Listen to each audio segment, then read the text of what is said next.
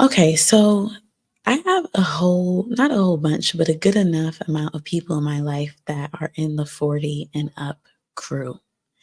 And I'm always saying to them, you got to start a YouTube channel. You have so much knowledge, so much experience that you can get up on here and share. But oftentimes their response is, I can't do that. Like, I don't know how to edit a video. I don't know how to make the thumbnails. They just shout out these kind of different aspects of YouTube and content creation that they feel like they don't know how to do.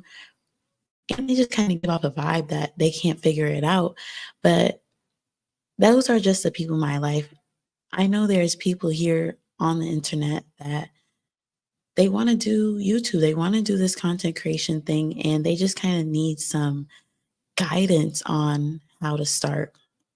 Now, I am not 40 years old, or 40 plus. I am a Gen Z person. I'm in my late 20s.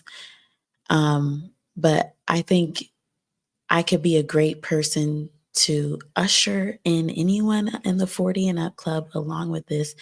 And I have a special guest I'm going to bring on today.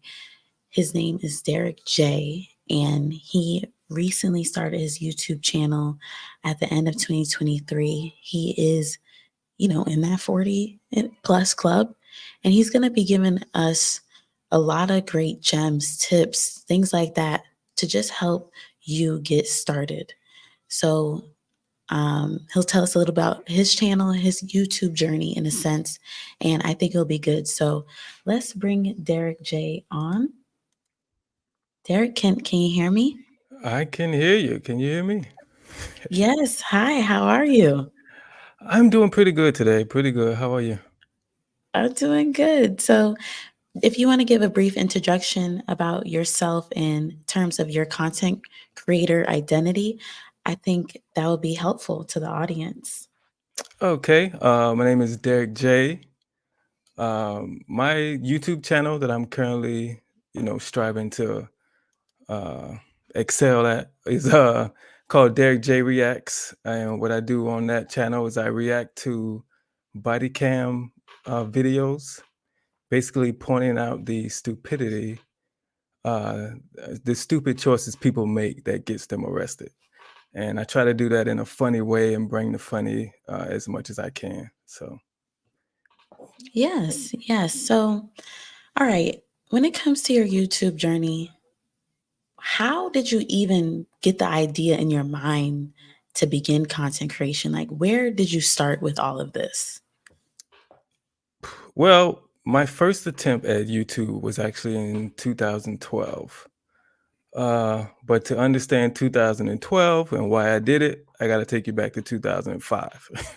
So, 2005, I started after like putting it off for about 4 years. I started acting. I started Mm, taking acting classes, and um, I done a lot of local stuff here in Virginia, and that led me to writing my own stuff and kind of producing my own short films and different things like that. So in 2012, when I was thinking of starting a YouTube channel, it was basically to promote myself. I wanted to write up mm. different things and do all the acting in it to kind of show off my talent that way. That's how YouTube started for me. Yeah, and I just want to take a brief moment to interject some even tips in that introduction because one, Derek took prior experience and figured out that he could apply it to this YouTube space. So that's something that you want to start thinking about your prior experience and its relevancy to YouTube. You may not have acting skills or things like that, but you have something that you can bring to this platform. And then the second thing that might have went over your head is his idea to use this platform, YouTube, to promote himself. 40 and up, you might still be working. You might have had the ability to retire early. You might want to do this on the side. Might want to use it to promote yourself, maybe a business, something that you're doing in a similar fashion. So I think that is amazing right there. Now, when did this current channel, the reactionary channel that you have, when did you start that exactly? So was it December? Yep, December 20th. And forever, I'm going to say this December 20th was the day I started. December 19th was when my divorce was finalized. So it was right after my divorce. So anytime I mention when I started this channel, I'm going to mention the day before because that's what led me to to to So, this. yeah, So I heard you mention that in your very first live stream. So, why is the chapter of your marriage ending kind of hold some significance to the new chapter you started with doing YouTube? well, around March of last year, this time is when I realized that the marriage was over. And it's also the moment I realized I wanted to start a new YouTube channel, and came up with this idea for that channel around the same time. But my focus was at first to get the divorce finalized and get all that distraction out of the way before I started this YouTube channel. So in the meantime, I, Mm, I kind of took those months to study as much as I can about YouTube and kind of try to get a handle on what's working and what's not working. So if I yes. can apply it to what I'm doing, then it'd only be better. I have two things that I want to kind of pull out and dissect a bit further, but distraction, that was the word that you used. Not everyone's going through a divorce, but I'm not, every phase of life brings new distractions. And I could appreciate that. But I'm not necessarily sure how to word my question, but why was it important for you to get this distraction out the way? I Was it wanted. really eating up that much like focus and like brain space for you? Like, why did you really feel the need, like, I need this to be done before I can really jump on here and do this? Uh, in order for you all to fully understand that, I would have to tell you all the circumstances of my marriage. But but I'm trying to find a way to put it not by not getting into all that. But Right, right. basically, she was drawing. Um,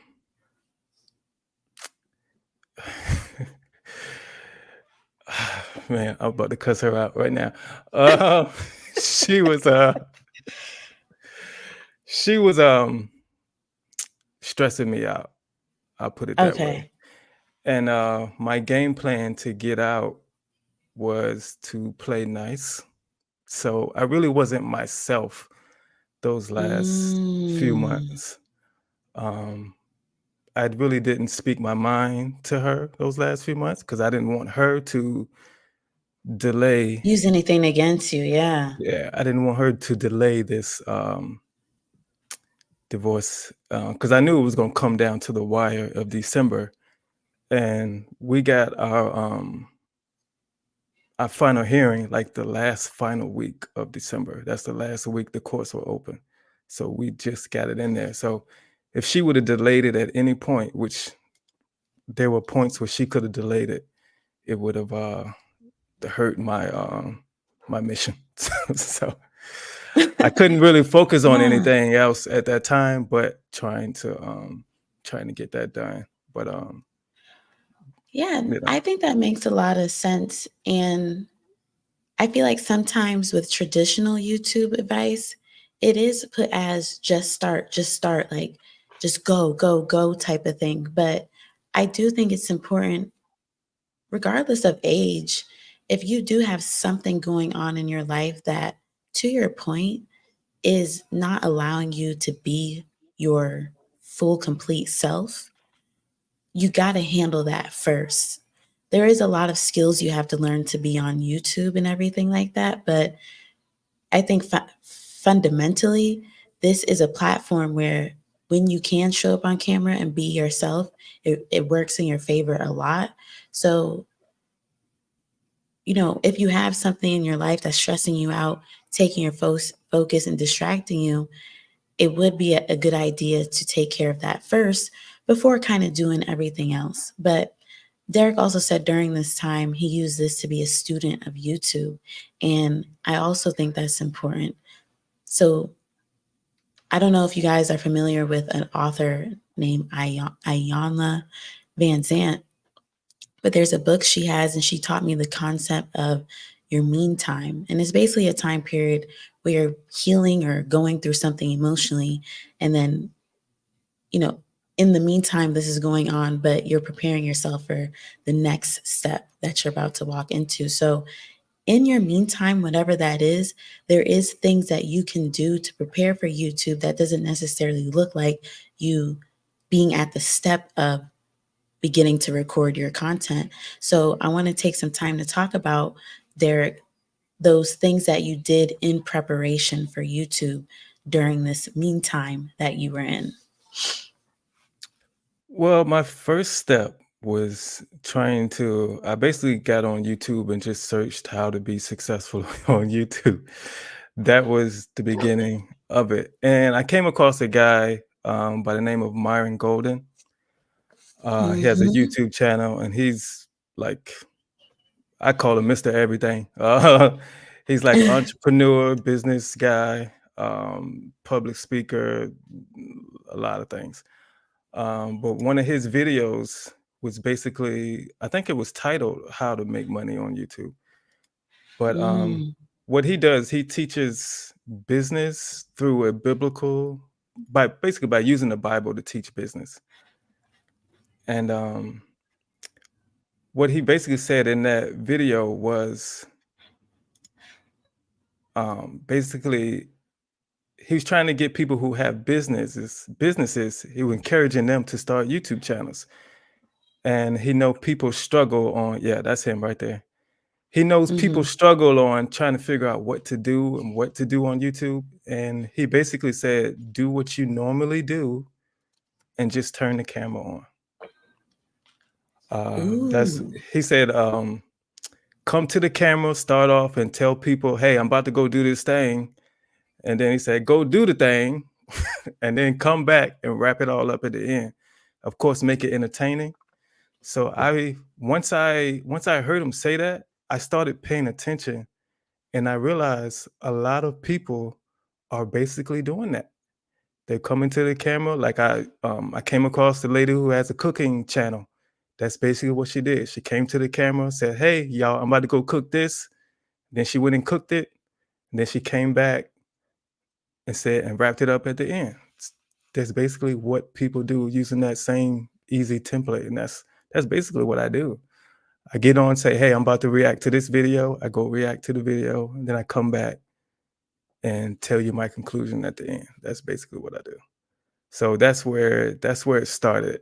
And that's how That's I where it came up. started. That's how I came up with my concept and my idea and kind of what I wanted to do. And then I went to reaction channels and researched them, the ones that's working, the ones that's not working, and try to figure out why they're working and why the ones are not working. And I tried to implement things that are working from the big reaction channels and try to put them into what I'm trying to do. And then I had a list of things I avoid not to do that I got from the channels that are not working. So Okay, so I just want to take a moment to just highlight what you said right there. So in a sense, it's kind of like market research. If you're familiar, anyone watching is familiar with business, you got to see what your competition is doing.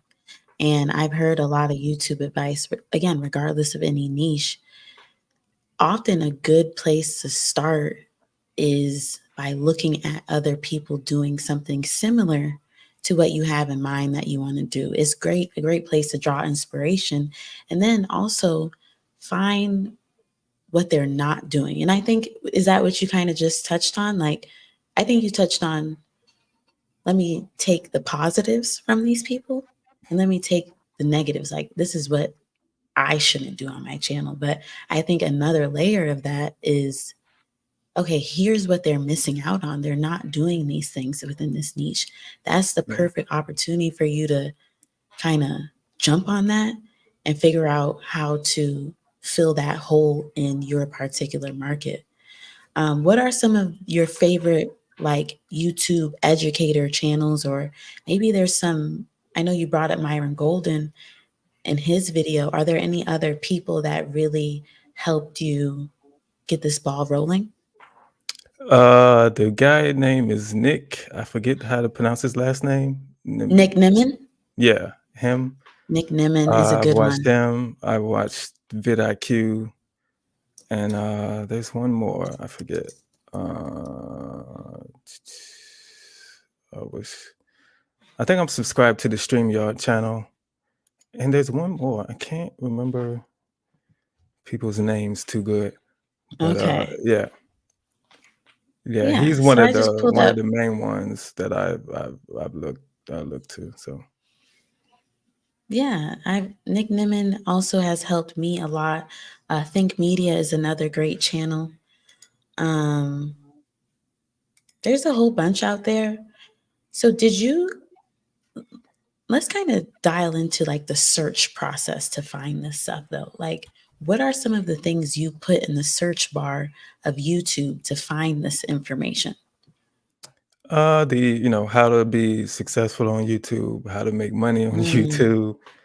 Um, and then at that point, once YouTube sees what videos you're looking for, they'll throw the rest of them in your face. So right. mostly you don't have to look after too long because YouTube will say, "Hey, here's another one." You looking for this? That's basically so. Yes. So yeah.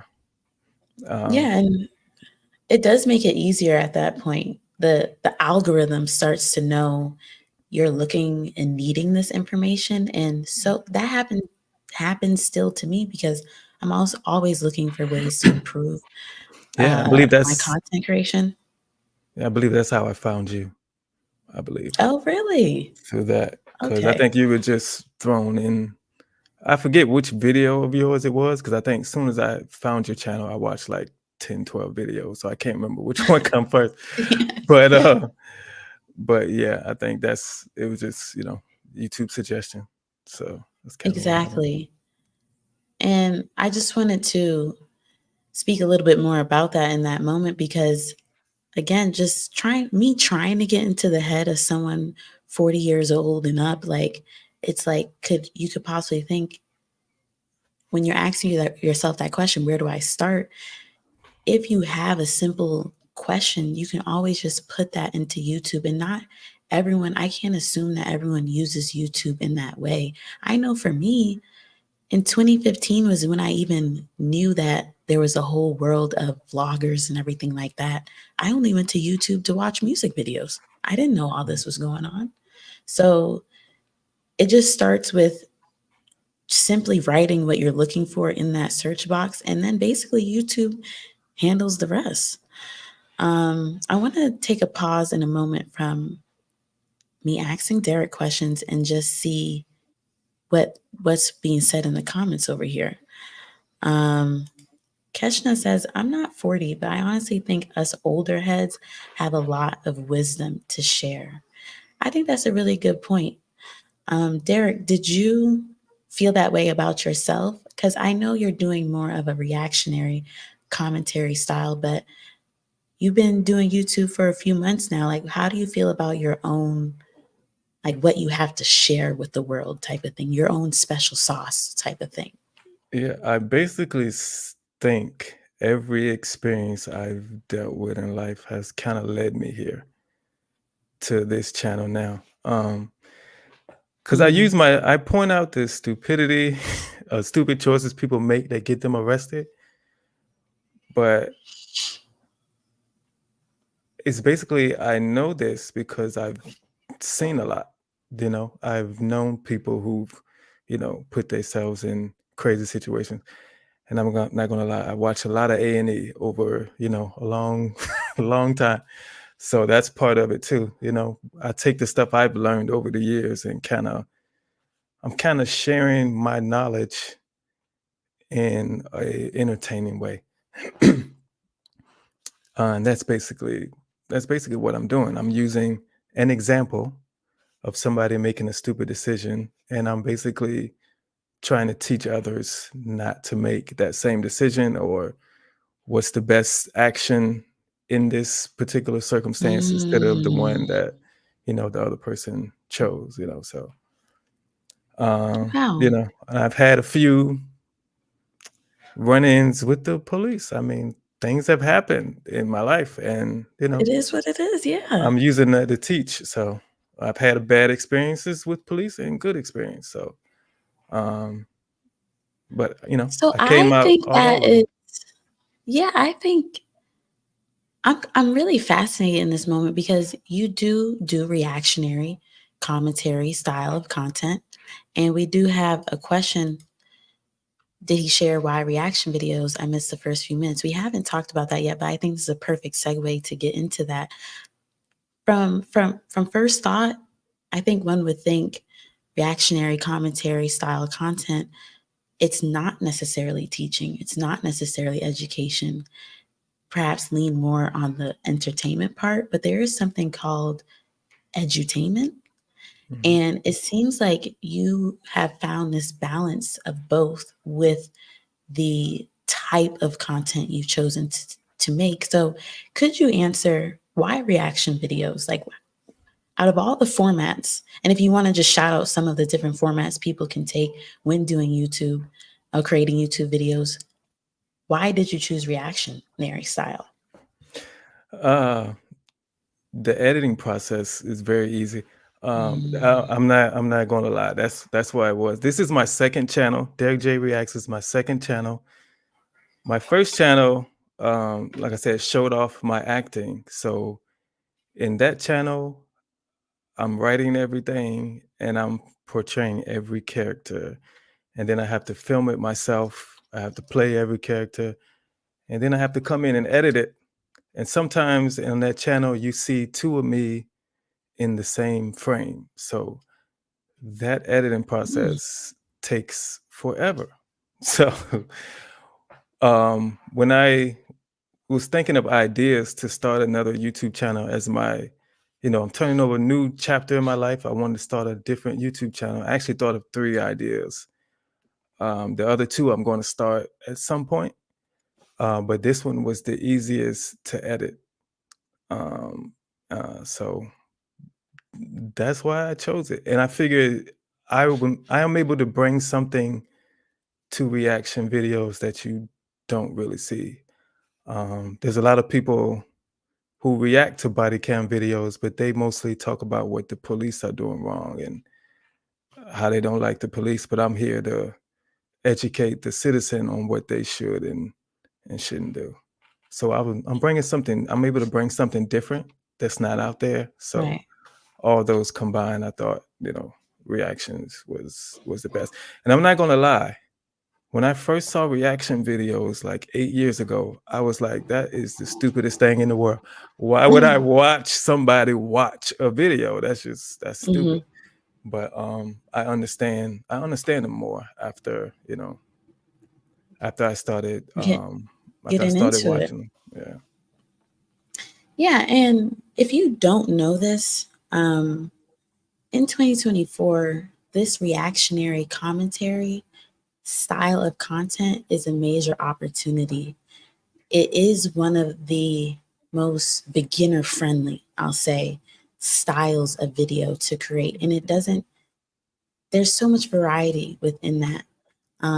If you haven't taken some time to look into reactionary commentary style content for things that you're interested in, I would suggest to check it out so you can see how it can be done. This is a video format that has a lot of flexibility and can, kind of like Derek is saying, you can take many different angles with reactionary commentary style. For my own example, the first video that did really well on my page was basically me giving commentary on a Think Media video, which is a we mentioned them earlier. They're really big on educating creators, young and old and in between. So it wouldn't hurt to check it out and see if it's something that could work for you because, like Derek said, minimal editing. That is usually a large barrier to entry for a lot of people who want to create content. And then offline, me and Derek were talking about his style of content and everything. He mentioned his thumbnail process. That's another thing that can be hard for people. So I just want to give you an opportunity, Derek, to share what is your thumbnail secret that you have? And I also want you to touch on the amount of videos you're able to create in a given week because it's a lot. Yeah, well, my thumbnail process, when I first started, I kind of said I'm gonna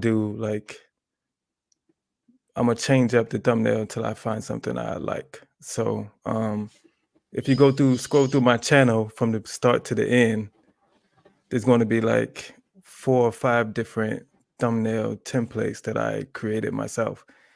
Basically, the words are always in the same spot. You always see the picture of me in the same spot, and the person that's in the video I'm reacting is always in the same spot.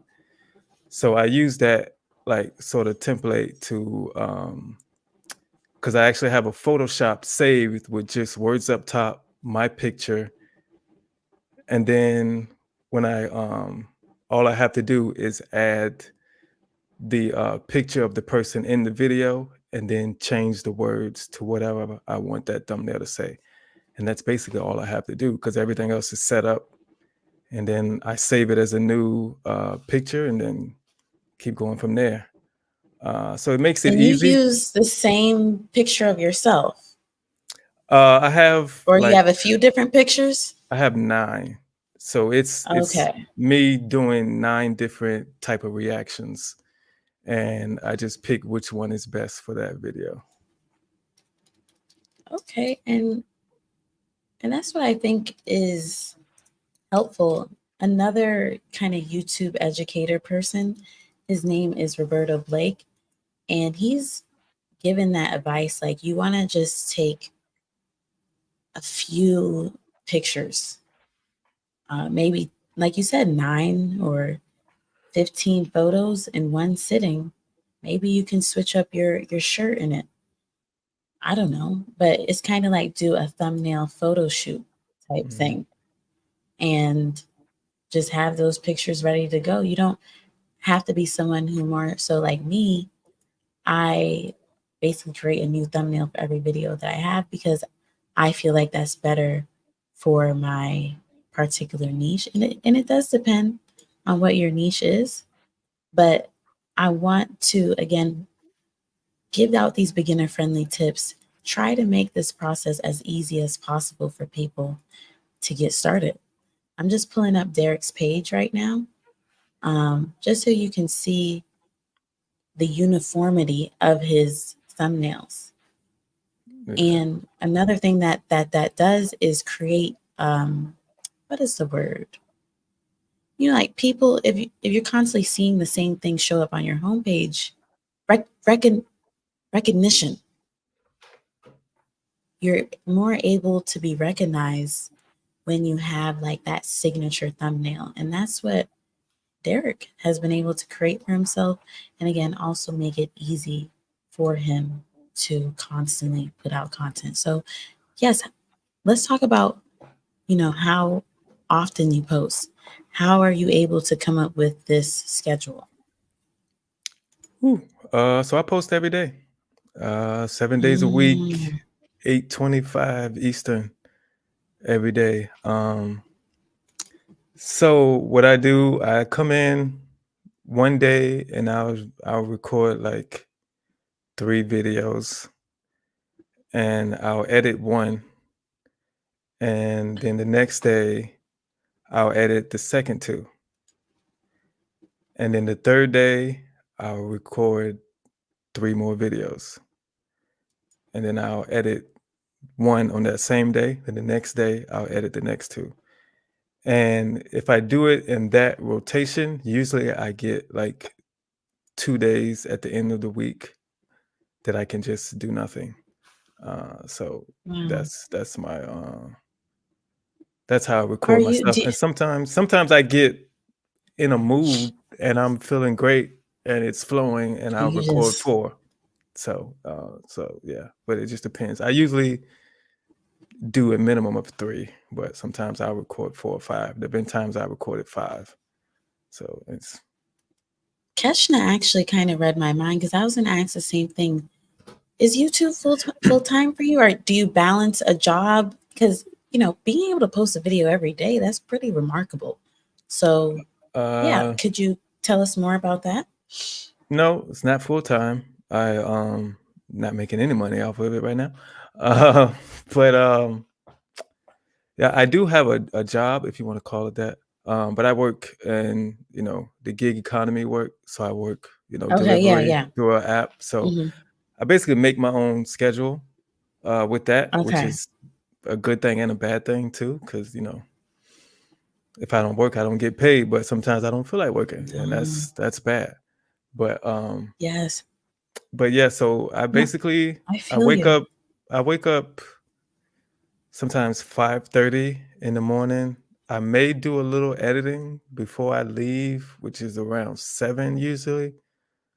But I get back normal time I get back around 4 or 5, and then I like come in, get something to eat, and I immediately sit down right here and do whatever I have to do uh, at that point, whether it be editing or recording.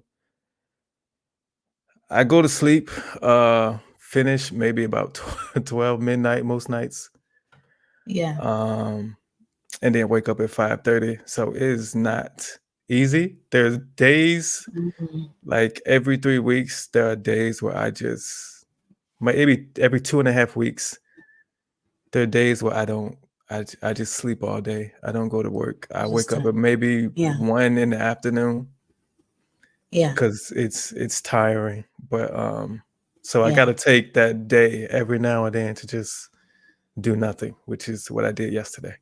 So but No, that makes a lot of sense, and I think you bring up a good point of most people. Again, this is something that doesn't really matter the age, especially as when you're new, you're not making money from this platform, and it's oftentimes not even the best advice to do YouTube full time until you can replace your current income, maybe by triple of what you're currently making from whatever it is that you use to sustain yourself.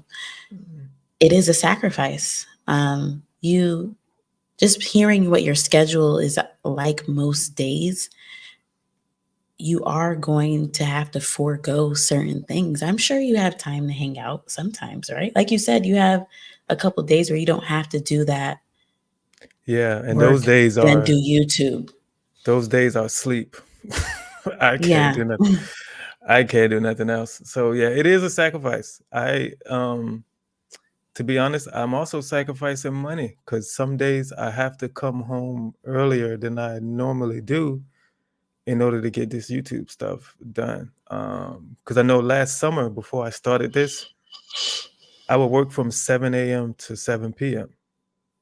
Right. And sometimes now I have to come home at 3 or 4:30 just to do like I think it was last week I actually took 2 days off and I Hmm. ended up behind on my videos. So I literally had to wake up in the morning, record a video, and then edit it once I got home to put out that night. I think it was recently I did that, which was But it's paying off. It is. You have what? How many subscribers do you have? And give us the time uh, frame again. You started in December.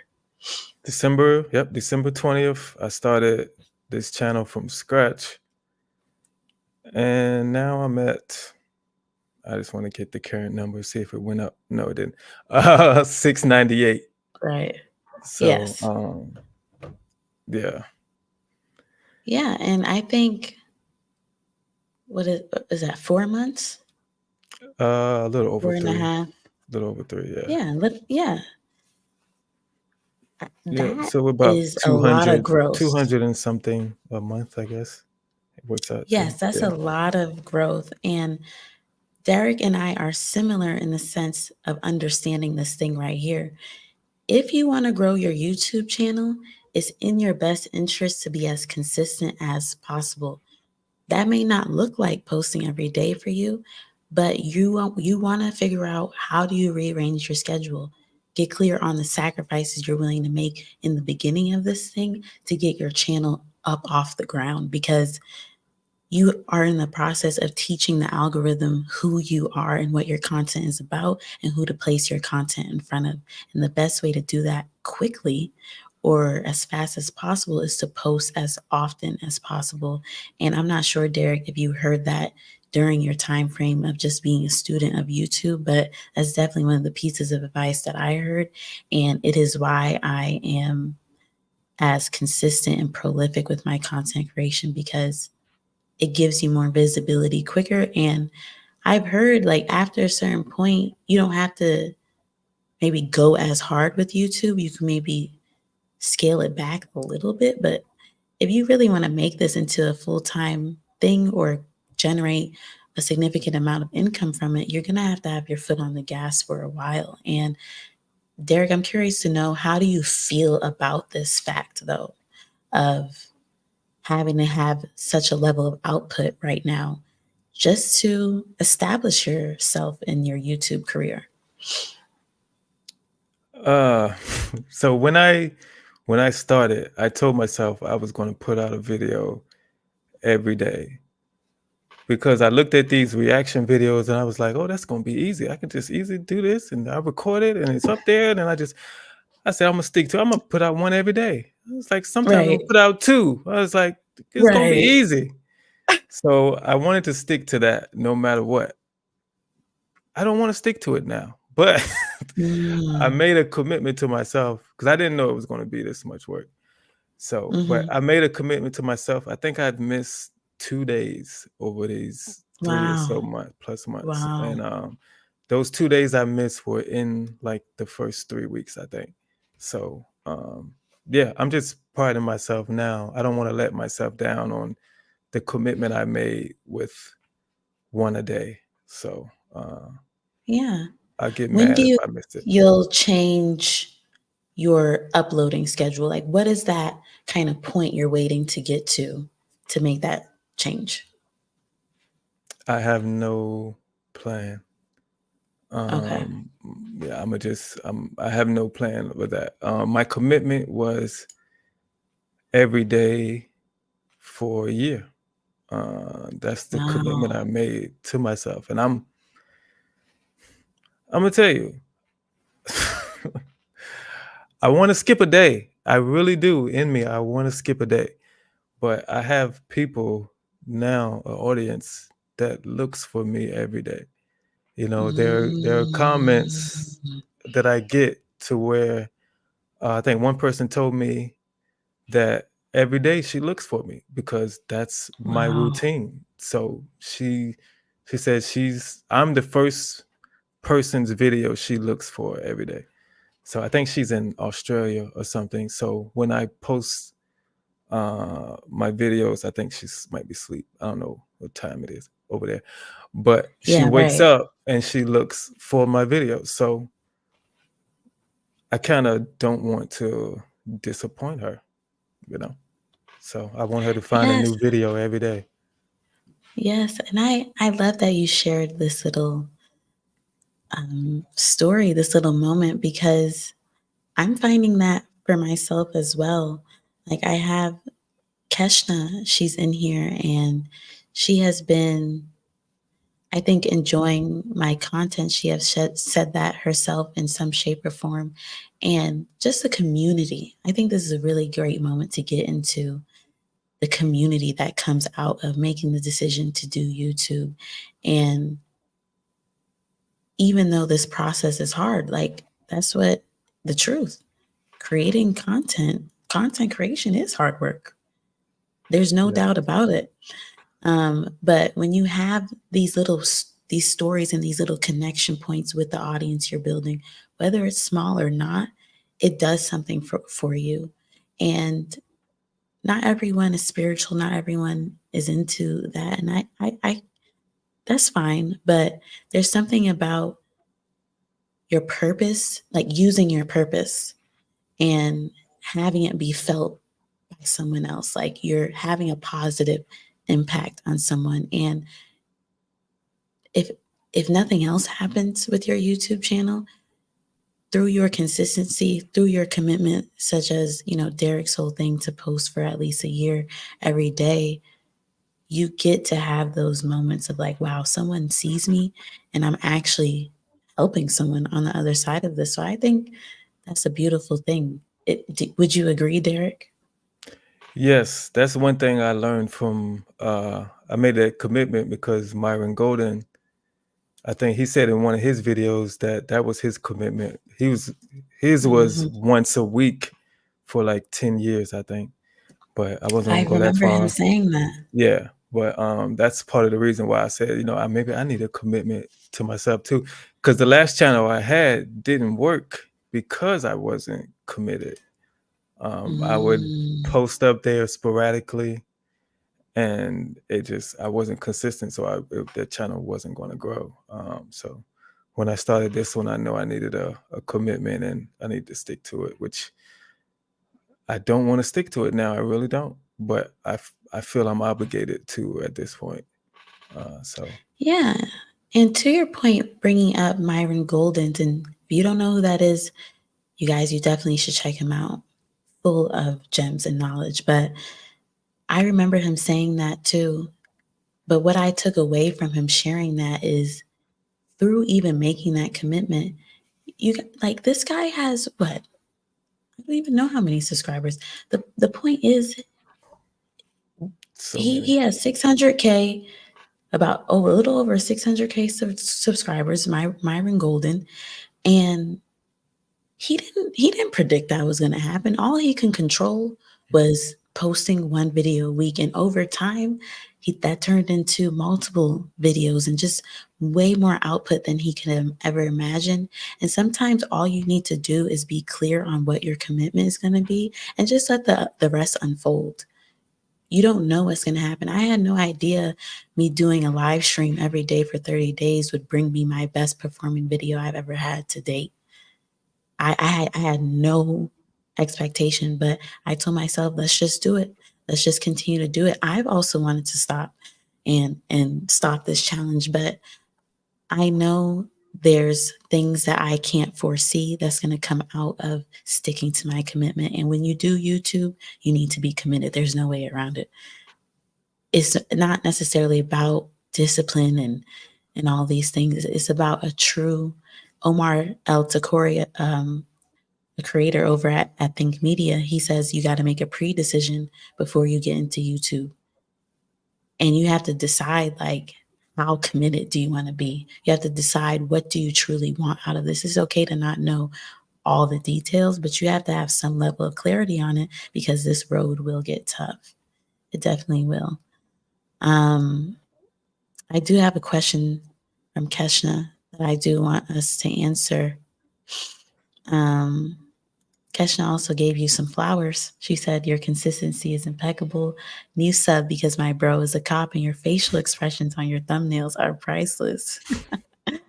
So I love that. Let me see. Yeah, I didn't even think about those facial expressions. I just, like I said, I have an acting background, so I just kind of turned on the camera and did it. I'm making different facial expressions to mean different things. So, yeah, I feel like I said, I feel everything, every experience I've been through in life has led me to be successful here. So that's why I just know that this is the road I'm supposed to be on. So Most definitely. Keshna asks, is there something about creating a new channel versus scrubbing an existing channel and pivoting? Your videos have me rethinking my lighthouse strategy. Um, for those that are unclear on the lighthouse strategy, is basically, I touched on it a bit earlier, but not in this context. Let's circle back to like your purpose in life. Your lighthouse strategy is when the sailors and them, whoever works out in the ocean, they're at sea, they use a lighthouse to provide direction, to where they're going to be going. Your purpose in your life should be the direction for every piece of content that you make. You can have variety in your content, but it should still serve an underlying purpose.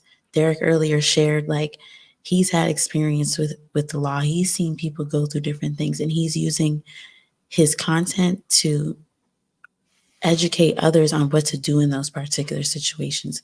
So how you do whatever your purpose is, how that looks in your content is going to be different for everybody, but ultimately it should be guiding what you create and it should be that underlying message in everything that you create. So is there something about creating a new channel versus scrubbing an existing channel and pivoting to that question? I created a new channel myself. I think that's something me and Derek have in common. Mhm. When we first started this journey, you really, you don't know what you're getting yourself into. You don't really know what you're doing. And I think we both found on the first channel, that's not really the direction. That's not our lighthouse. That's not where we want to really take things. And for me, I started a new channel because I needed that clean slate feeling, fresh start, fresh vibes. I wasn't near monetization on that old channel. And the thing about YouTube, you can create as many channels as you want. Derek mentioned like he has two other channels that he's plotting on in the future. So for me, I think a new channel, when you are clear on that lighthouse, that purpose you want to provide, why not give yourself a new space to do that? Leave all that stuff behind. You can return back to it if you want. It's still there. It doesn't ever go anywhere. But a new channel just gives you the space to operate in who you truly want to be in terms of a content creator. What would you say about this, Derek? Yeah, for me, it was, I was turning over a new chapter in life. So I'm going to have a fresh start. So I wanted a fresh YouTube start as well. And I kind of wanted my chapter to go along with my new life chapter to go along with my new YouTube Mm, chapter. So, and the journey is the best part, that's when you have the most fun, on your journey to your whatever you're trying to accomplish. The journey is the best part. Yeah, you're happy when you reach your goal and whatever goal that is, but thinking about how you got there and reflecting on the road you took and the obstacles you overcame, that is the best part. When somebody's gonna ask you about your story, you're gonna tell them more about the journey than you do the final destination when you talk about that. So I think that's that was amazing. why I chose to start a new channel, because my old channel has over 1,000 subscribers already. So all I had to do Mm, was get the watch hours up from however low they are right now. But I chose to start over with a fresh audience, and since I'm yes, going in a different path, fresh audience, and um, because those people who are subscribed to that channel might not like what I'm doing right now. So if they see that on their feed, it does more harm to you than good. So if you have subscribers exactly. who don't like your stuff and never watch it, it does more harm to you. Um, and you can't just message those people and say, hey, unsubscribe, because they unsubscribe. That's also hurting your channel. So Right. that's a lot of things that I learned on this educational journey of YouTube that made me come to the decision to start fresh. Yes. And just to that point of a fresh audience, it's unfair for the creator because there could be a lot of people that started a channel in 2012. Maybe you started in 2007. You may think, oh, let me just go ahead and reboot this thing on up. Feel free to just start over. And when it comes to fresh audience, I think that's just such an important point because it's unfair for the creator to expect people that subscribe to you for one thing, for them to get on the bandwagon for what you want to do that has nothing to do with what they came over here and subscribed for. It's just Right. not fair to that person. So if you keep that in mind and just understand, let me just get a new group of people that should be on board with where I'm going now, and we could just ride together. If those people from your old channel end up finding you on your homepage, wonderful, but let's not force upon them something that they were never interested in the first place. So I think a lot of people think, oh, but I already have this number of subscribers here. I have this number of videos. You kind of want to hold on to it. The analogy that's coming up for me is like people with their hair. Like I know for women, your hair can be long, but most of it is dead, is split ends. You got to cut that hair, let that hair go so your hair can continue to flourish and be healthy. I see here, Derek, you have a bald head. That's okay. But there's a lot of men, they want to hold on to every last piece of hair that they have because they're not ready to move on into the next phase. You got to be willing to let go of something you may have started, but you didn't complete it. And that's okay. It's never too late to start over. And I just want to encourage that person that might have needed to hear that message. Yeah, Um, if you're doing the same things and going in the same direction, I'd say keep your old channel and try to revive it. But if you're going in a different mhm. direction, my advice would be to start fresh on another channel. Yes. And Hannah from Signing Spiritually says, I'm extremely excited to see where my little channel will be in 1 year from now. What are some of your hopes um, of your channel later down the line in the future? My plans for the future, I just wanted to uh I just wanted to make money. That I mean that's what it started off at, because I wanted to be in a better uh financial space. That was my goal at first. But as I got into this, I'm realizing, once I get in feedback, I realize I can make a difference with the content I'm producing. I can really, if somebody finds themselves in a situation with police and they have watched one of my videos and say, "Oh, yeah, I can just do this and I'll be all right." I can actually make a difference if that ever happens. Which, you know, maybe it already has and I just don't know it. So, but Mhm. my goal now is to make a difference. When I got into it, it's I want to make money. But now that I see I have a different purpose, I feel, that's my goal now, to make a difference.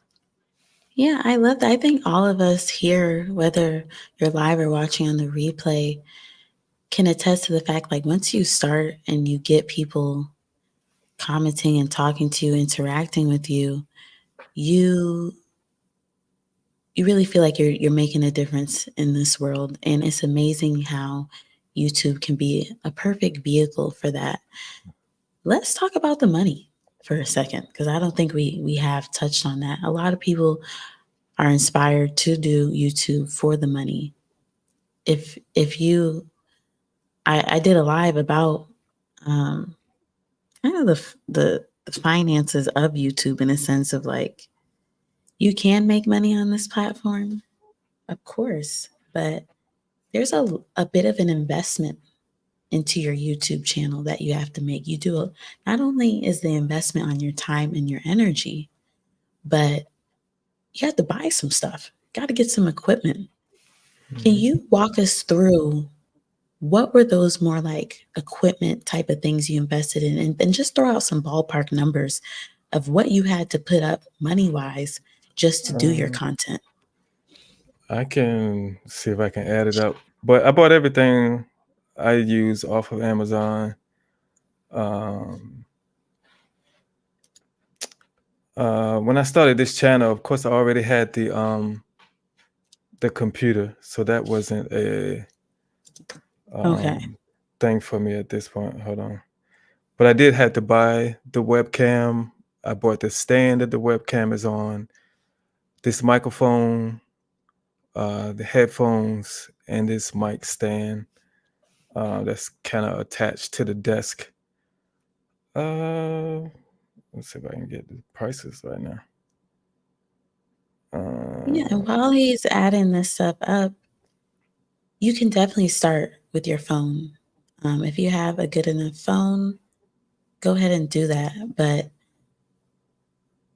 as he's mentioned, microphone, headphone, webcam, you don't have to spend an arm and a leg, but take some time to consider like what is that initial investment you're willing to make. Everyone's different. Everyone wants to like the level of quality you may want to start your channel with. That's your own personal.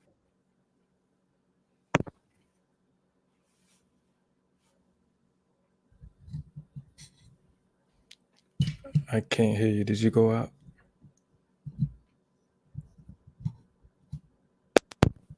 There you go. No, I can't hear you. Never mind. No.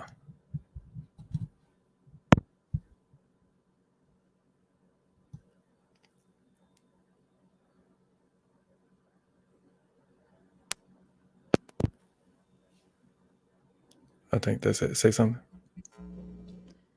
Hello. Yeah, I can hear you. Okay. Sorry guys. I don't know where I cut out at, but I was just saying that you want to go ahead and get something to just kind of bring as best as a quality that you can that matches your current budget right now. So, how much have you spent, Derek? Close to, I say around about 250.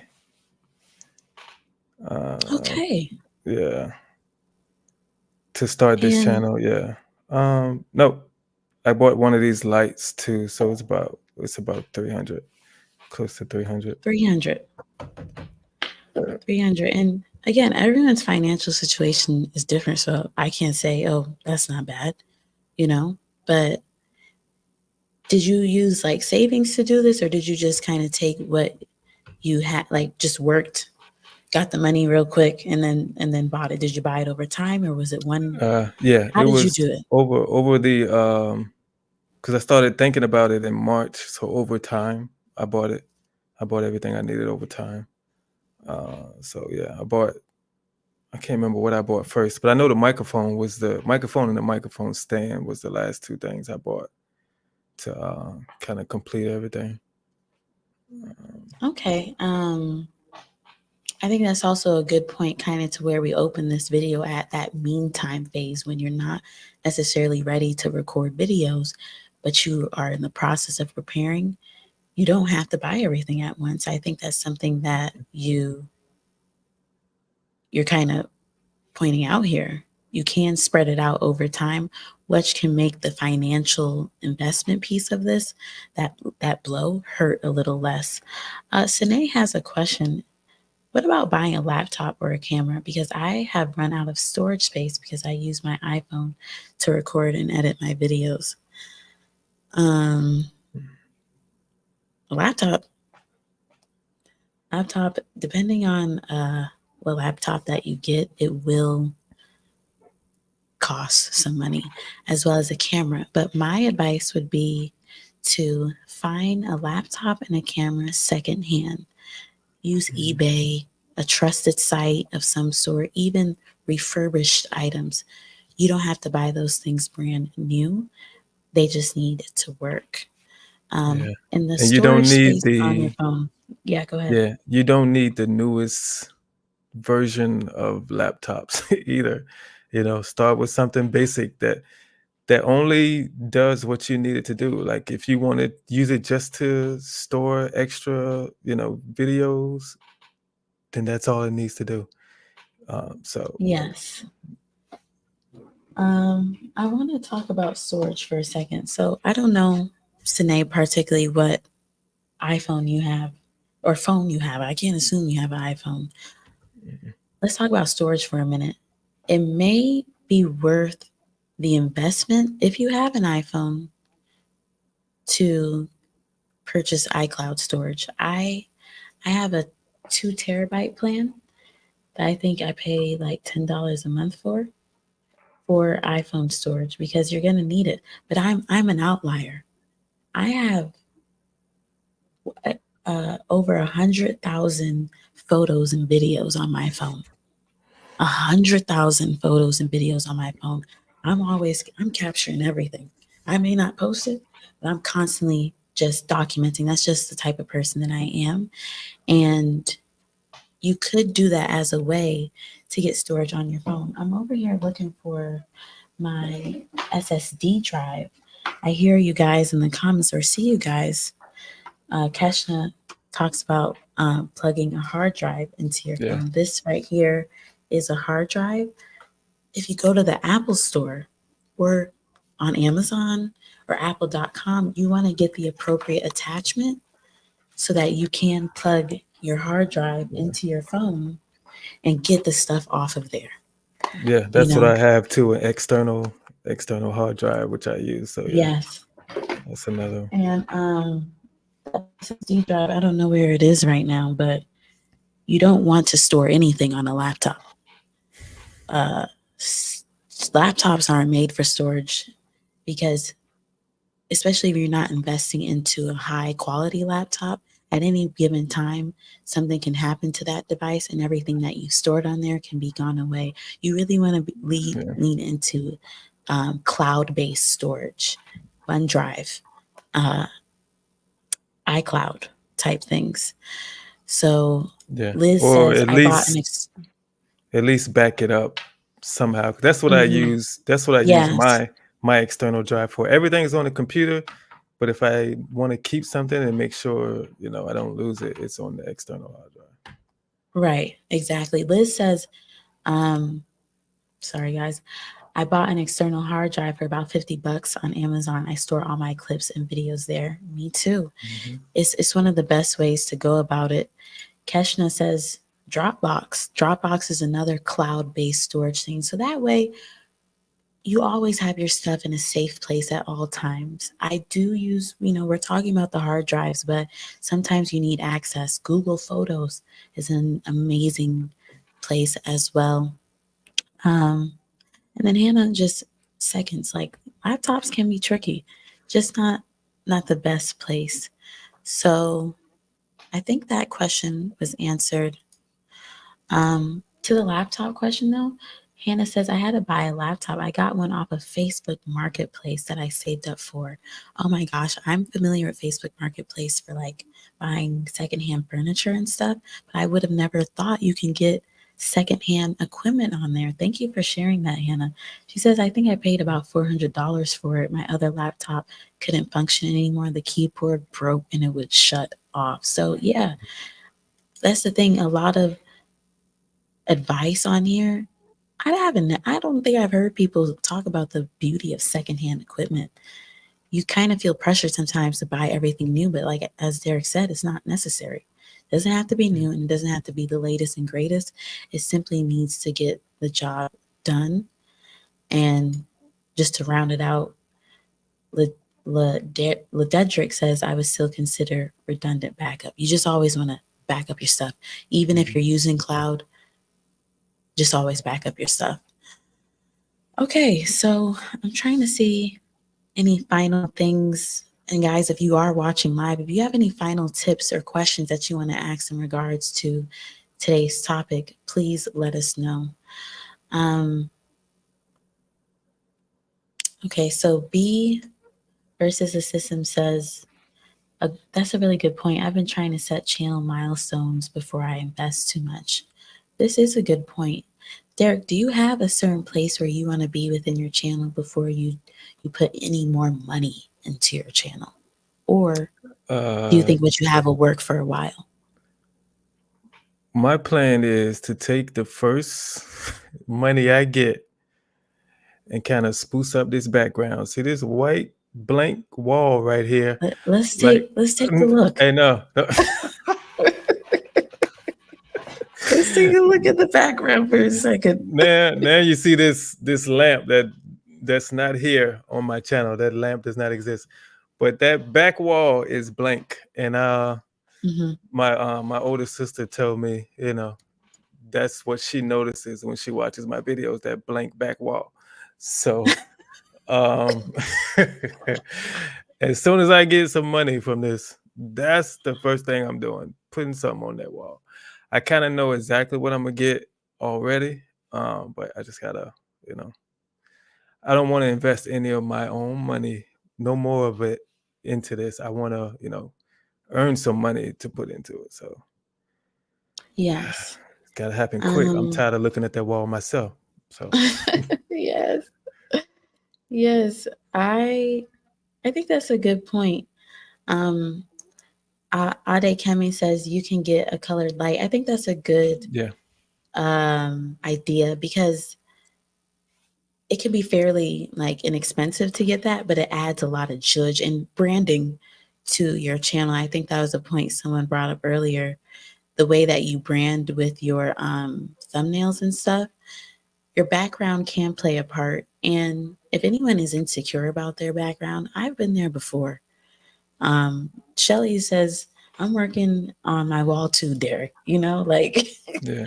I know it's what the I background. know exactly what I'm gonna put up there. So it's part of my game plan is like I already have like an idea to sell merch and what I'm gonna put on it. And that's I want to put the exact same thing on like a painting or something on that wall. So it'll tie Yes. into my merch and everything. So people watch my Yes. videos and Everything then they down the say, line. "Oh, I can get that on a T-shirt too." And it's Mm. that's my game plan. That's amazing. Derek has Yeah, these plans and these I'm things just that he's waiting. just I had waiting. a I long let that. time to I'm sorry to cut you off, but I had a No, go long ahead. time to think about this stuff because Right. I wasn't doing nothing. So yeah. Yeah. Yeah, I think that makes sense. And just on a quick point of the branding aspect of getting started with YouTube, we talked about the thumbnails and what your channel looks like. But for a lot of people, Liz says, Derek, you and I both, I was planning to go live soon. And I thought about my background too. Like, yeah, your environment where Mhm. you're recording these videos, you do want to take some time to think about what does that look like because what's in your background or what's not in your background adds to your story. It may not represent who you are, and that's okay. Like, that's the beauty of YouTube. It's a journey. When you go from point A to point B and things improve, those that were rocking with you in the beginning, they'll see that. And people that come on at the end, they'll get to see more of a reflection of like who you actually want to be perceived as and everything like that. But yeah, you want to take some time to think about what can you do with your background, even with perhaps a limited budget. Liz goes on to say, I still post my videos, but I notice it more as I keep creating. And to that point, like when I started this channel, I just used a blank wall. I needed to remove any barriers to entry. Like, y'all are just gonna have to get this content with a blank wall. It's not that big of a deal, but as you progress, as you post videos, you may want to make some small improvements. Hannah says, I do have some blank space on mine, but I use the blank space to add more context to her videos, essentially. So, she says, I use pictures when I edit to help the audience understand better. It's all Yeah. it's all a like the best way to put it is a journey, right, Mhm. Derek? Like Yeah. it's things take time.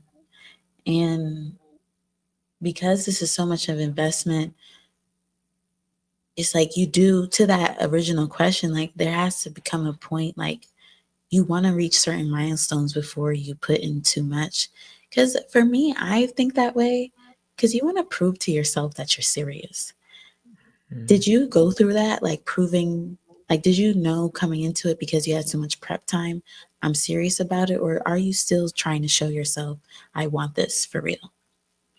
I mean, I'm always going to be proving myself. So that's never going to stop. I'm always going to have to go at it like I got a chip on my shoulder, so to speak. Because I think keeps you that's what keeps your drive going. Because if you ever come to the conclusion you made it, I mean, what else is there to do? At that point. Right. But as long as keep trying to improve, keep trying to get better, um, you're always going to move further. That's why, a lot of people, like we talk about our backgrounds not being right. it's a lot of people that haven't started YouTube because their background isn't right. And I You're think right. that is what's the word for it? It's not a good thing. If you're letting that, because everything is not perfect, that shouldn't stop you. If you look at your favorite YouTube creator now and you think they're perfect, but go back to their first video and see Right. how different it is and how better they've grown. Even their background has gotten better since they first started. So yeah, you just got to look at it that way. Don't let that hold you back.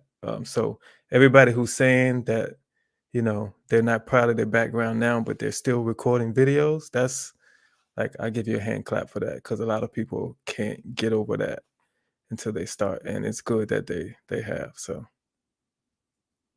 Yes. Hannah says, definitely my first videos are humbling. So I love that point of like, don't wait until everything's perfect. Your background's perfect, your equipment's perfect. mhm. Get to a point where you're comfortable enough and then simply just start. Um, a question came in. Why is this called over 40? You're in your 20s your 20s, early 30s, yes? Well, encouraging the saints if you're still here with us. I am in my late 20s. I'm 27 years old, and Derek here is 42. So that's why it's called over 40. Me, as a person in a different generation than those that are in the 40 plus club, I'm trying to bring you along, like help anyone. You who asked this question may not be 40, but those that are 40 and up, I want to just provide encouragement. And like Keshna says, I think she wanted to give advice to people in their 40s wanting to start the YouTube. That's exactly what this video is about. And I think this whole conversation, Derek has given some solid insight to his own journey as a creator. Derek says, I admire the self control of not rushing acquisition of equipment, gas. And I asked, what does that stand for? He says, gear acquisition syndrome. I didn't even know this Mm. was a thing. But there is so many people, I guess, that are like, I gotta get this. I gotta get that. I can't start until I have the best camera in the world, and it's just gonna delay you. I think Lededrick bringing up this point of like the self control. You do need a level of self control to not, like we were kind of just saying, make everything be perfect just to get started. B is saying this is helping me. I'm in my 30s and was afraid to get started on YouTube. So yeah, age doesn't necessarily always matter. Um, but There are people who started in their 60s on YouTube and right. became successful. So if they can do it, I mean, you just have their age. You definitely Yeah, can. exactly. And Liz says, I appreciate this live so much because I sometimes get caught up in believing I started too late at 29. Wow. Mm, We have, and that's the thing, us and Gen Z millennials, Myron was 56, I yep. think. He And was he up didn't there. and he didn't even know what YouTube. He didn't know you could get paid from Yeah, it. he didn't even, Somebody had to come and tell him. He's like, "What? You can get paid for?" yeah, He said, but he tells yeah, that story. He was like, we just turned on monetization, and somebody came to me and said, we made $300 on YouTube. It's like, for what? I didn't do nothing. So, right, but once he got consistent, and his stuff started growing. So, yeah. exactly. And I think, you know, the whole major, there's many takeaways, but the largest takeaway is begin your YouTube journey. And again, that doesn't necessarily mean right away turning on that camera. May want to do what Derek did. Take some time to become a student of YouTube so you're not jumping into this fully blind. That is also a version of you starting. You can learn. I think a question I wanted to ask you, Derek, as someone, my opinion is a lot of people who are older, 40 and up, they can sometimes be stuck in their ways and feel like they don't need to learn nothing else. that they don't put no action to learn nothing else. They don't take the, what's the word, initiative to learn. And granted, life may have brought them through some things. They may feel worn out and drained. But how did you get yourself in a place to learn, go on the learning curve of YouTube and open up your mind to become a student of this craft? Wow. Whoa, that's a good question. Um, I think I reverted back to my acting days because I noticed once I started acting, I started to watch TV and movies differently than people who are not into acting.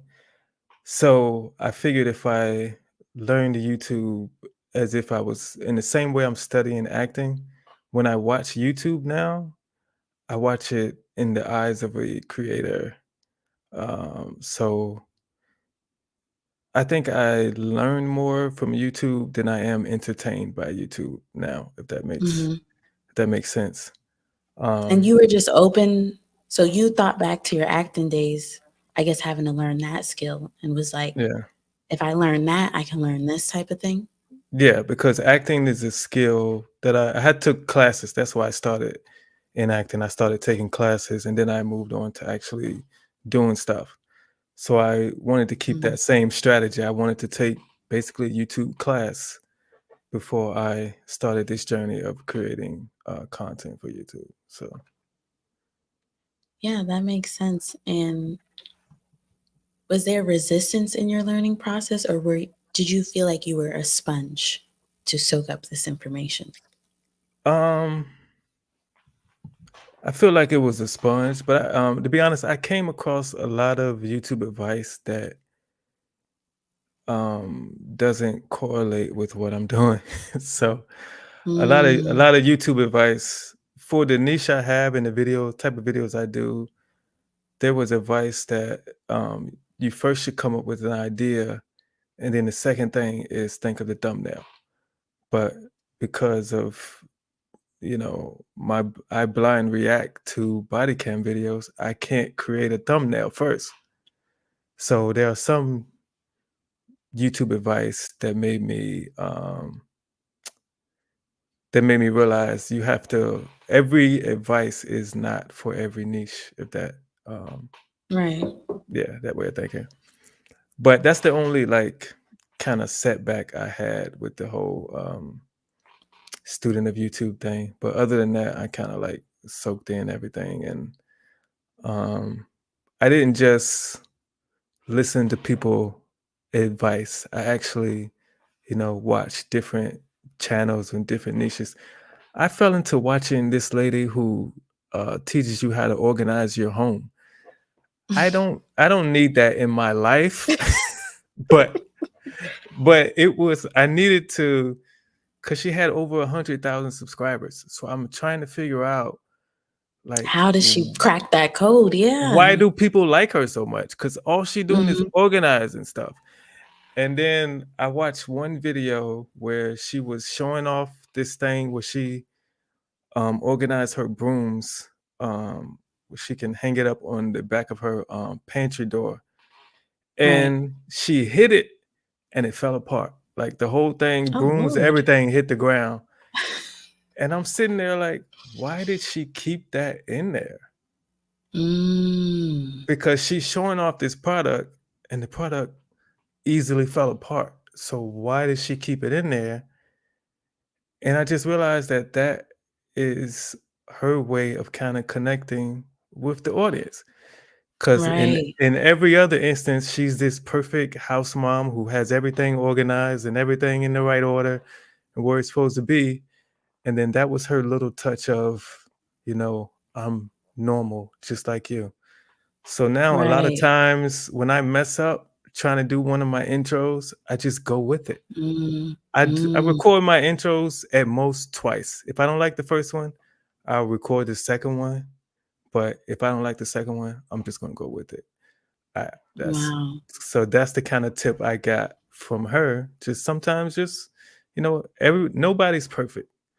Everybody has something they're working on. And I think that's her message by keeping that little Right. flub in her thing. So I felt Yeah. I kind of tried to integrate that into what I do by only recording my intro at most twice. So Yeah, I think the things I want to pull out from what you just shared is like when you are becoming a student of YouTube, like you said, for your niche, what you want to do, there was a point that encouraging the saint said, you know, don't think your niche is oversaturated. There's a million chips, chicken, pizza, burger joints. Everyone eats Pringles, but may not like a particular places. Like you might like KFC over Popeyes, Pizza Hut over Papa John's. Get in where you fit in.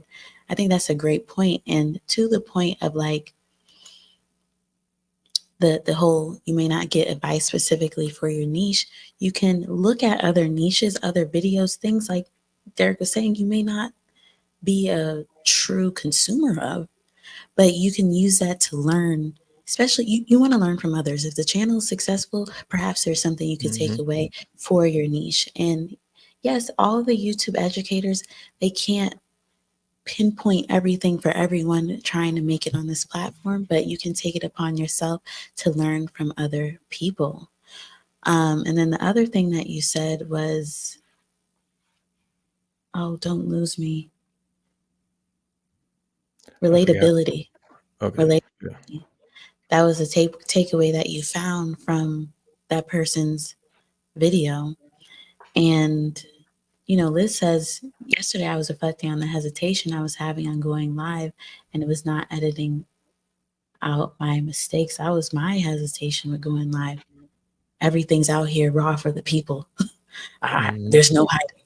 And I had that experience as well. But the point of relatability and connection on this platform is so important. And you don't want to come off too perfect. Just come off however you are, you know? Like Liz is saying, you can't let that stop you.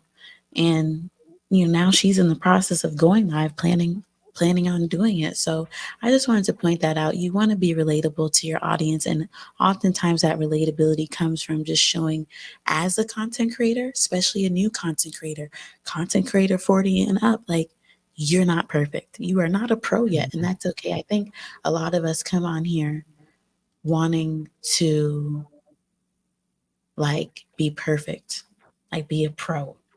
When how can you expect yourself to be a pro when you're just a beginner? Like why do we put that expectation on ourselves? Did you allow yourself to have your beginner phase, Derek? Or did sometimes you get in your head like why am I not on that YouTube pro status yet?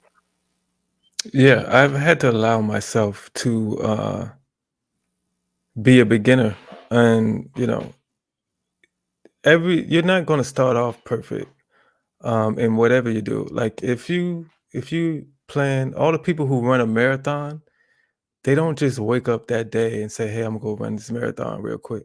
It's a lot of work they put in before that marathon to train to be able to tackle that marathon. You just don't wake up one day and run a marathon. You have to train for it. So it's kind of the same way. You're not going to be perfect the first day on the job. It's not going to happen. And you can learn, you can study all you want, but the best way to learn is by actually doing it and being Doing, being able yes. to watch it back and see the mistakes you made and see the ways you can improve.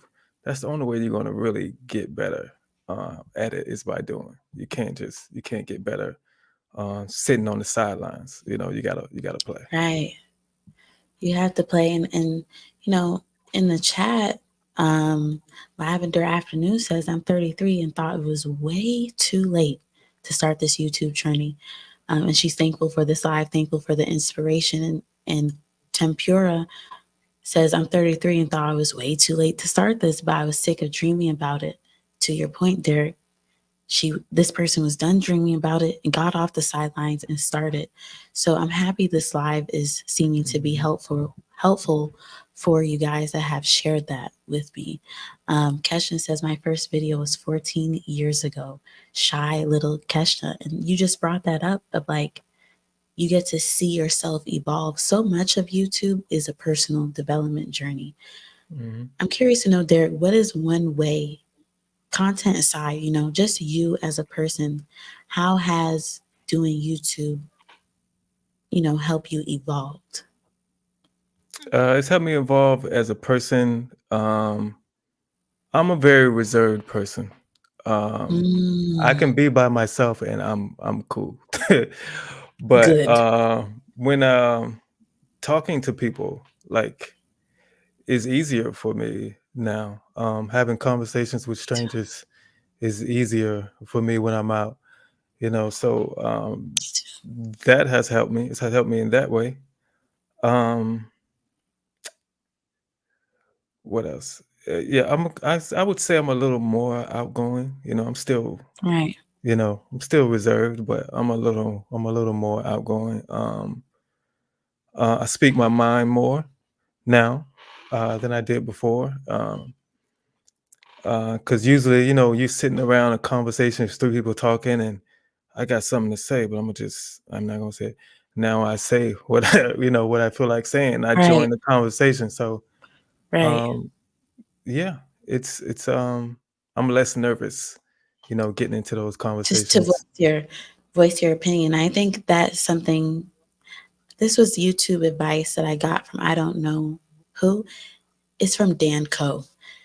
He has very his own way of saying things and giving advice, and I think I kind of just pulled this out just from my analytical self. But basically, his advice is on YouTube, you need to be unafraid and unapologetic about sharing your opinion.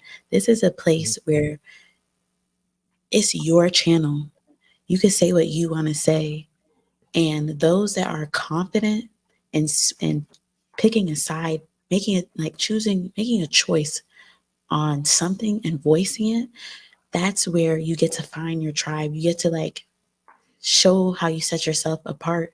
There is, I think, to the point someone brought up earlier, there's no point in thinking your niche is oversaturated because nobody's you. No one has your particular point of view and your opinion. And this is going to be a place to share that and my whole thing about wanting to encourage people 40 and up, you've had way more experience saying your opinion and like thinking your thoughts about stuff. You've seen way more stuff than a lot of these younger people on here. You have so much more to offer because you have lived so much more life, and you have to look at that as a weapon in this YouTube world. Us people in our 20s, like we have no, like, think about that. You have 20, Derek has 20 years on me right now of life experience that I just from that fact alone, there we just can't. I think I'm just trying to say you can't undervalue the like life experience and what that does to set you apart on this channel. And that's like the point that I'm really trying to drive home for people who are 40 and up. Like, you've seen things, you've been through things. Use those experiences to draw upon to as examples. That's where you build little connections with your audience. Like, I could go into a whole uh little tangent on that. Let's see what Derek has to say. So he says, so I'm 48. No one really cares about that from what I am seeing. People, please be encouraged. I really believe my audience does not know they are waiting for me to show up. I wish I knew exactly what this was in regards to. If you're still here, Laderick, what are you saying? No one really cares about that, but to his point, I really believe my audience does not know they are waiting for me to show up. This is what you need to think about yourself for you that's watching. People are waiting for you. They're waiting for you to share your knowledge and experience. So please don't hold out. Hannah says you got to get 1% better with each Yeah. video. That's something that I think both of us there has Mhm. been a guiding principle. Just growing 1% with each video, and she says, then by the time you made 100, you are exponentially better than where you started. 100%. Um, Encouraging the saint says, my hesitation had been, is what I'm saying impactful? Do I matter? Do people care? My niche right now is Christian divorce. Okay. Um, what would you have to say about that? Is what I'm saying impactful? Do I matter? Do people care, Derek? Of course people care. Like there are people who make there are channels where you would look at it and it could be the stupidest thing you've ever seen, but they have 100,000 subscribers. You don't And understand I'm it. just like, what? It's one guy who works, I forget what he does, but he's just working. Looks like to me he's just playing in dirt all day. Like he comes to the camera and he goes and he's like he keeps the camera in one spot. He talks to the camera at the beginning. I forget what he does, but I came across him. He had 100,000 subscribers, but most of his videos he's back there working, doing nothing. Well, he's doing something, but to me it looked like he's Yeah, playing in dirt. But the yeah, 100,000 people who subscribe to his channel know exactly what he's doing. I have no clue, but those 100,000 people know, and they come and watch him and support him. So what one person finds stupid, 100,000 people could find like it's the best thing in the world. So yeah, right, whatever you're trying to do, whatever message you're trying to send, there are people out there who need it and want it, and will support right. it. Shelly says there's folks out here playing with slime, Yeah. but they're getting to the bag over here on YouTube. Mhm. That's the beautiful thing about this platform. You have to, and if you don't know, billions of people tune into this platform every single day. And that's the beautiful thing about this world. There's so many people out there that are interested in the very same thing you're interested in. So you can't be afraid to just put yourself out there. So let's return back to Laderick's point. So he said, so I'm 48. No one really cares about that from what I'm seeing. And what he was referencing is my age was only in my head as being a thought that slowed me down from starting my channel. Derek, did your age ever cross your mind on starting your channel? Because to Derek's point, some people could think, am I too old for this shit? Yeah, we sometimes think, that's a young man's game, so to speak, because this anything that has to deal with the internet. Every Right, we who were born before, the internet was thought about. Um, that's what we think. But yeah, there's a space in it in this for us. They need us. I mean, you see some of the foolishness they're uploading to right, YouTube. They need us. Trust me, they need us. right. Yeah. And Liz was just like affirming there is someone out there looking for community and you might be that for them. And I 100% agree. Um, Yogi Latin says supporting your channel. Thank you so much for being here and saying hello. And they also just said practice brings results. Results brings the show up to just be. And maybe I would put that as results brings the ability to just be. Because I found for myself, the more results I get, the more I'm encouraged to not only continue, but to continue showing who I am, like showing my personality. Have you found, you had a bit of a like advantage, Derek, which I think we can talk about as well. But have you found your personality like coming across on camera more and more as you post it? Yeah, because people are noticing like my laid back demeanor, and Mm, I think somebody said it different. Somebody said earlier about don't worry that your niche is oversaturated because you're you. right, That's what I bring that most reaction channels don't bring. Most reaction channels are loud, in your right. face, aggressive. I guess I can use that word for some of them. And I'm laid back, so I'm a different type of I bring a different element than most people bring to reaction channels. So there are comments I've gotten that tell me I'm the only reaction channel they watch, and I believe it's because of Mm, that. I believe it's because I'm such a, laid back and somebody said soothing voice, but I don't know about that. But I think, they like that element. And so there's somebody out there who is gonna like what you bring to the table. So Yeah, your own. I, I've heard it called like special sauce, your superpowers. That's what ends up setting you apart. And the more, you practice, the more you see results, the more you are encouraged to just show up as who you are. There was something else that I wanted to talk about. Was it the advantages? Derek has shared with us he had experience with acting and things like that, which is particularly good for YouTube. But I want to drive home this particular point of you have to take some time to think of like, what is your superpower? What advantages do you have over everyone else in the market, in your niche that you want to enter on YouTube?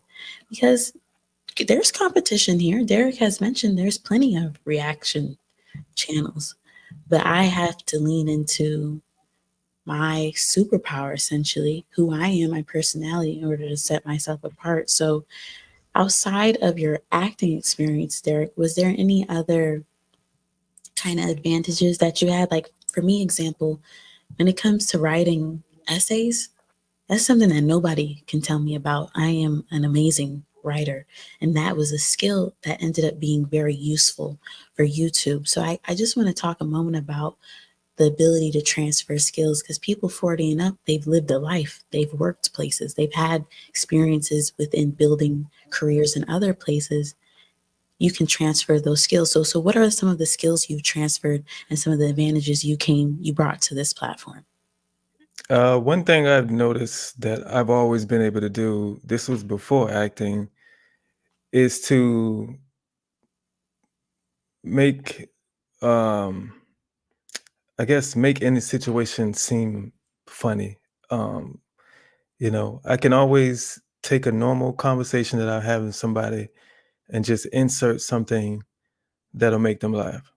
And that's what I kind of bring to this channel, cuz some of the stuff that I react to is not funny. Like the other day, I think Wednesday, I released a video where the lady was caught driving drunk with her two kids in the back seat at 3 in the morning. There's Mm. nothing funny about that.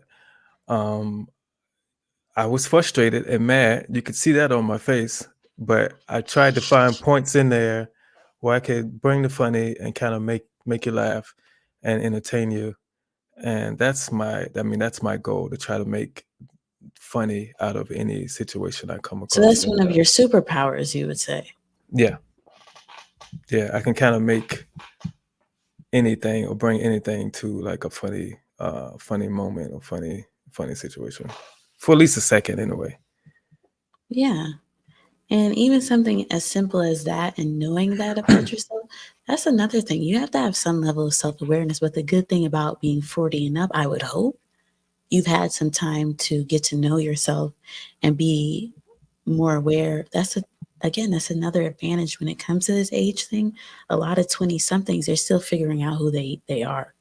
You Mhm. could have had enough time figuring out who you are to the point that you can be so clear on your superpowers that it might be much easier for you to bring that to the forefront. And Keshna says, yeah, like, yeah, there are over the top reactions, and sometimes it's too much. So, Mm. just again, pointing out um, your superpower, Derek. Encouraging the saint said, I loved your other video about being put together. That is the main reason for not being consistent, not being put together in the background noise. Yes, thank you for sharing that you have loved my video. Derek, was this something that you struggled with, looks, appearance, or anything with getting onto YouTube? um no, not for me, because that part of that is because of my background in acting, so I've kind of already conquered the fear of being in front of the camera through that. Now, when I started acting in 2005, that was a struggle being comfortable Mm, in front of the camera at that point. But at this point, when I started this channel, I've done it. I've done that so much. I was very comfortable. The only thing I worried about is, you know, having my head shaved when I do these videos. And sometimes I don't shave it, and I just you don't see me moving around a lot. I'm like this because if I lean this way, you'll see it. So, um, but no, being comfortable in front of the camera, I kind of tackled that in 2005. So when I started YouTube, I was already over that. But this okay. it's still sometimes when I look back at my videos and I'm like, why did my lip do that? Um, but like, why did my lip make that? Why am I smiling like that? So it's always going to be something nitpicky you're going to see, and you're soon going to realize nobody else sees it but you. No, If you no, don't point it out, nobody else will see it. So or yeah. it's I'm also learning like looks and appearance do matter for one's self-confidence. Like you want to be confident in how you're showing up on camera. But in terms of the viewer, a lot people are there for the content most of the time. And if you are delivering on the promise that you say you are with your video, a lot of these small things that us as the creator may harp over, other people aren't worried about. Shelly says, Derek is funny. I know, right? He's made me crack up a few times on this live. Yeah, Um, that's part of my superpower. Just make funny out of any just normal conversation. So yeah, I've been doing that. yes, I've been doing that before I realized what it was. So yeah. yeah. Encouraging the Saint says a lot of over 40 people are still finding out who they are, and I'm happy that you shared that because as someone in my 20s, I can only make assumptions about where one may be in their personal journey. But I think that, I think we touched on it. YouTube is a great place to help someone figure out who they are just by doing it. So oh Lord, Derek, we've been over here for almost 2 hours. Mm, Can you believe it? mm. Oh my Time gosh. time flies when you're having fun, right? This was a saying. Yes. Um, to the point about looking appearance, Hannah says she wears basic makeup to feel more confident in real life. She never wears makeup. And Keshan says you can think of getting ready for YouTube like getting ready for work. That has been a mentality that I've taken on because it can be hard. YouTube is still new. Talking to a camera and posting it, that's not normal yet. It's not a thing across the board like everyone recognizes as a job, but I found looking at it as getting ready for work, you show up a bit differently. Do you use this mind trick yourself, Derek, or like how do you approach this whole YouTube thing in that regard? um I have problems with my face. Okay. I break out a lot.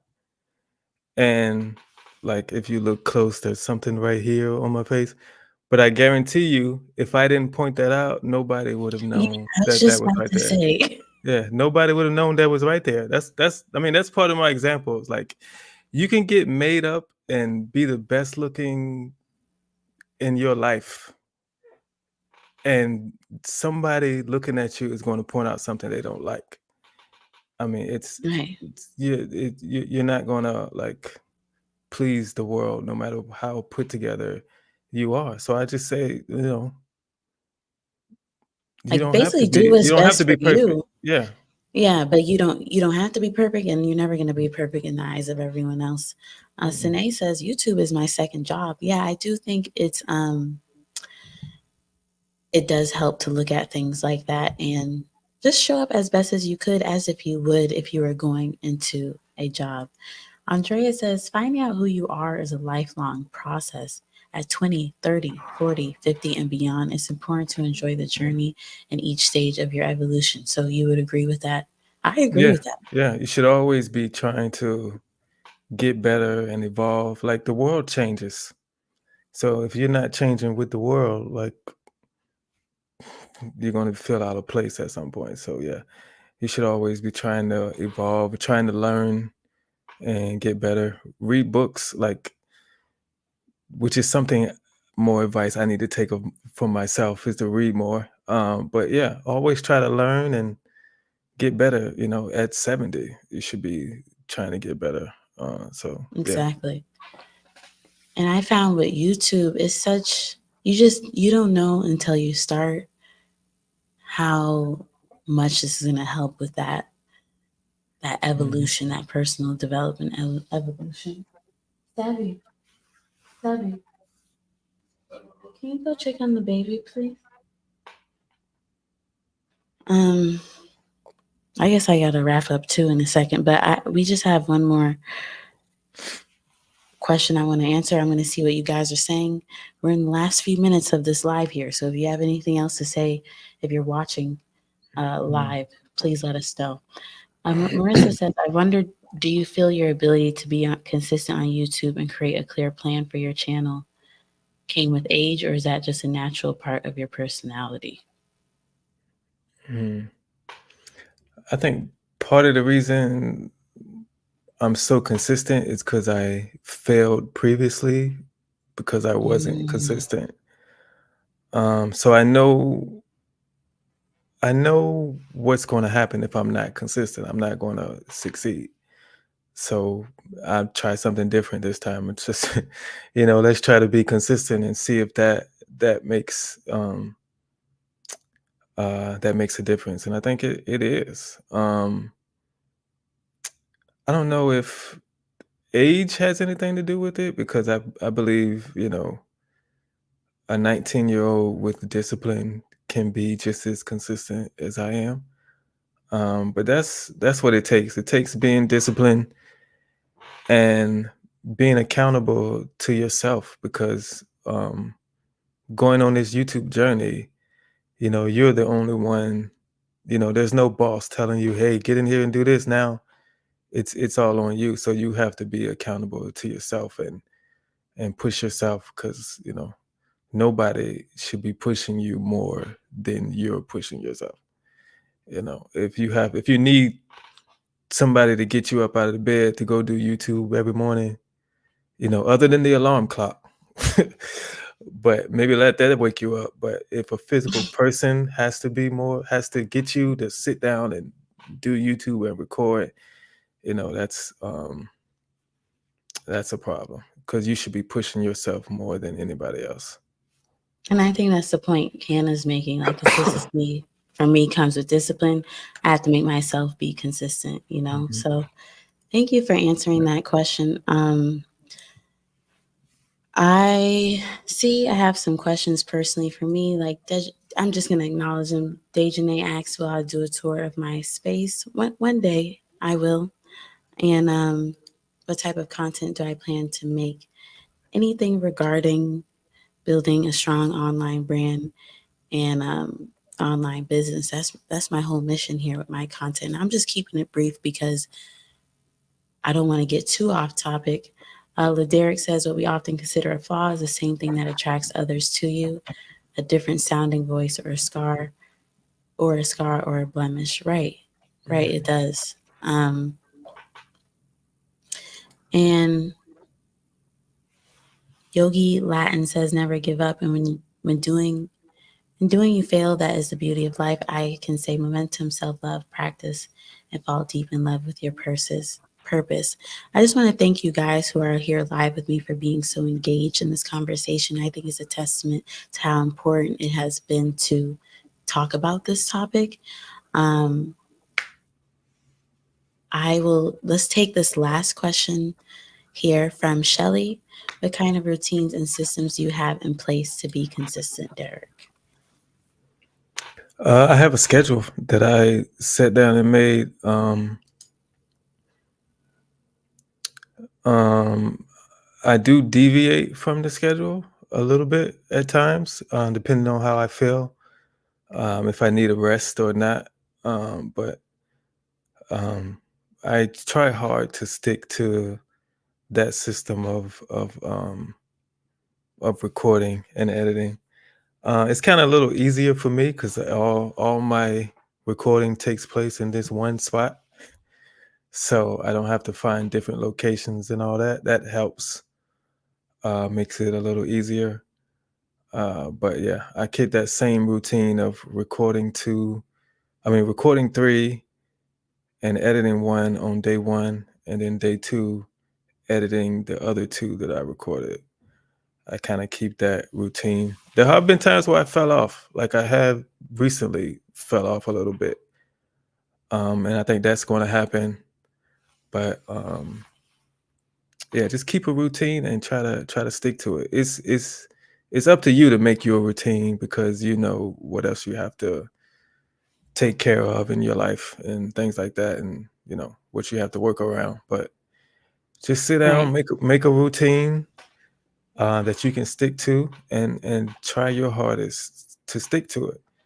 Like I said, there are some times where you're not going to be able to stick to it because you know life happens.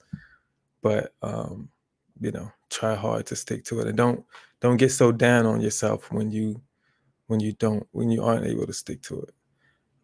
Yeah, That's what I say. and for me, I had to just start YouTube and then create a routine afterwards. Everyone's different, but I needed to really get clear on all the actions involved with creating content so that I could then try and figure out and piece together how to make this work within my current lifestyle.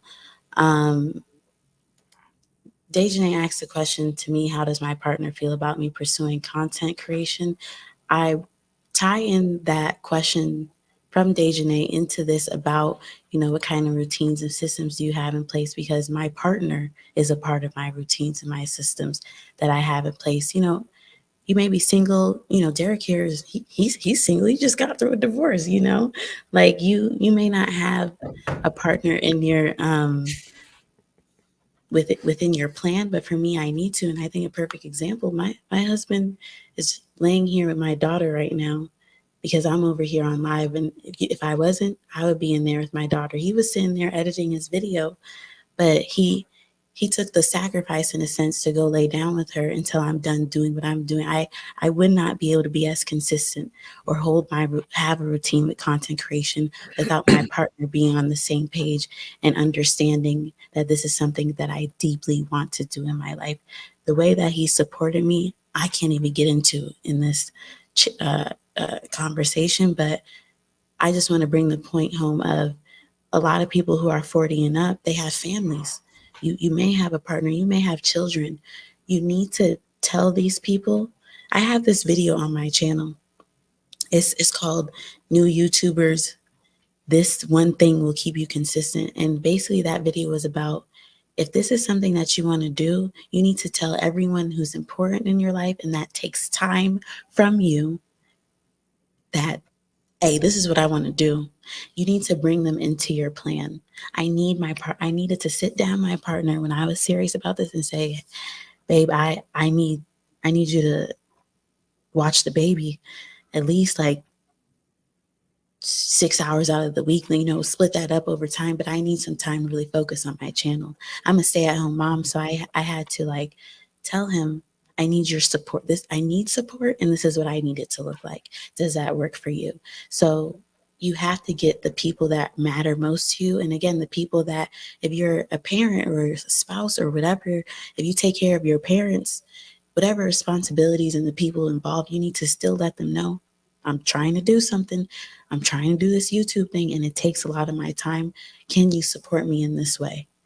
Because I know a lot of us, we want to do for others. A lot of us want to do for others in our life, but when it comes to YouTube, there's a level of selfishness that has to be put in place. You have to do for yourself, because we've talked about during this live the time that it takes, the investment on your energy, all of that. And the people in your life, they need to be on board with that and be there to support you in any way that they can. So yes. Yeah, And and Dejanay I goes on just to want say, go to I ahead. just want to add, if I if I hadn't got a divorce from her, I wouldn't be talking to you right now. Mm, because that goes along with what Nala just said. If you are in a relationship or marriage, the other person has to sacrifice with you in order for you to accomplish things. And I can guarantee you, I call her homegirl. Homegirl wouldn't have yeah, sacrificed for me. So, right. you And I know, think that's a great that's point part of it. too. Um, to that point, I think I talked about the people that are in your life, they got to be on board with you, and those that are not, they got to go. And whatever that Mhm. looks like, it could be different for everybody. But when you decide to do YouTube, it's a journey, like we've said. And those that aren't, they don't see it, you may not have to talk to them for a little while. You know, I've had to tell my friends and my family, I'm sorry I haven't been as present, but I'm doing something. And it's building my YouTube channel. So um, I think this has been great. You know, Dejanay says thanks for answering. It's always helped having a supportive partner family. This was a great conversation. It was. And, you know, the Derek says thank you to us. Hannah says thank you. Sine says thank you. Um, you know, Marissa says came into the live late, but I'm grateful. I'm excited to look forward to the conversation. And you guys are liking the live. Someone asks, is your information going to be in the description? Yogi Latin. I'll make sure to do that. And I thank you all for being here with us for almost 2 hours. That's really It's time. funny. Thank you so Yeah. much, Derek. Your perspective has been, as we've seen, incredibly helpful. And I'll be better about scheduling my live, guys. I will. But yes, have a great night, Derek. And thank you. Thank you so much. Thank you Bye. for having me. I made it. I made it now. So I'm on Nala's show. I made it. Thank you, Derek. You're welcome. Take care. Bye bye. Bye. Thank you all so much for watching. And I just hope that this was helpful. I'll see you in my next video. Bye bye.